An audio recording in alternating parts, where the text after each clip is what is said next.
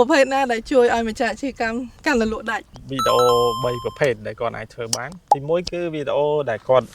បង្ហាញពីផលិតផលរបស់គាត់នឹងឲ្យទៅកាន់អតិថិជនឬក៏សេវាកម្មរបស់គាត់ណាវីដេអូទី2គឺវីដេអូជាប្រភេទ testimonial ជាសម្ដីរបស់អតិថិជនរបស់គាត់ដែលបានប្រើប្រាស់សេវាកម្មរបស់គាត់ហើយឬក៏ប្រើ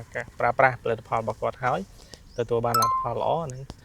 ក៏ជាវីដេអូមួយប្រភេទដែរវីដេអូទី3ជាវីដេអូបែប storytelling ឬក៏លក្ខណៈយើងរៀបរាប់ពីដំណើរសាច់រឿងអីមួយនៅក្នុងសកម្មភាពប្រចាំថ្ងៃរបស់អាជីវកម្មរបស់គាត់ឬក៏នៅក្នុងការរស់នៅប្រចាំថ្ងៃក៏បានដែរវាជាប្រភេទវីដេអូមួយដែលអាចគេហៅថាបង្កើតទំនាក់ទំនងរវាងម្ចាស់អាជីវកម្មជាមួយនឹង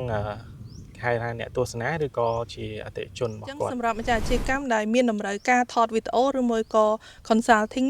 តាក់ទងជាមួយនឹង concept វីដេអូផ្សេងៗអាចតាក់ទងមកជួយ media បាន